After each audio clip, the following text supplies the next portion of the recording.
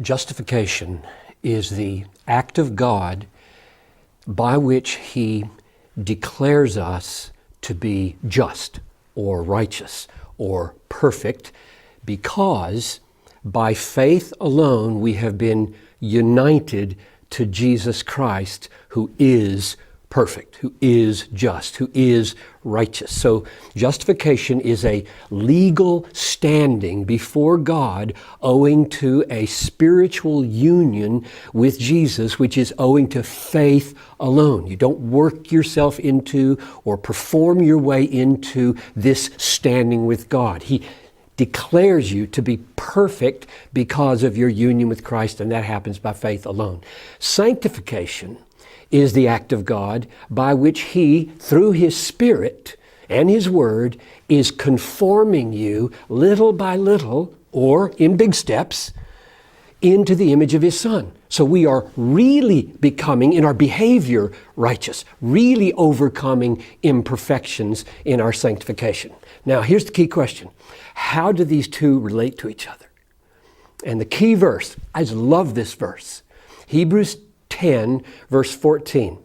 By a single offering, Christ has perfected for all time those who are being sanctified.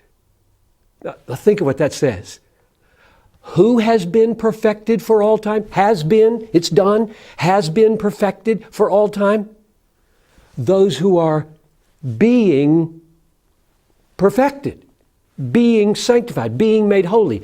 He has made you perfectly holy. Who? Who are you? The ones who are becoming holy. Which means that the evidence that you stand holy or perfect or just before God is that you are, by faith, becoming holy. It sounds kind of paradoxical, I know, but it's the key to the Christian life. Or another way to say it would be this: the power by which you daily strive to overcome the imperfections in your life is the confidence that you're already perfect. If you get these switched around, if you think, okay, God demands perfection, I've got to become in my behavior perfect, and then God will look at me and say, He's doing pretty good, we'll let Him be perfect, or count Him to be perfect. It's just the opposite.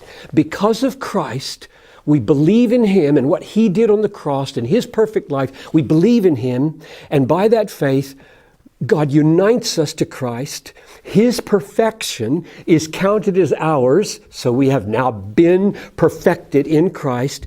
And the evidence that we stand perfected in Christ is that we hate our sin, and we daily, by faith in His promises, strive to overcome the imperfections that exist. So my exhortation would simply be, please don't get these backward. The whole world gets it all backwards. Other religions get it all backwards, where our works and our efforts to overcome our imperfections might make us pleasing to God. You never can get there that way.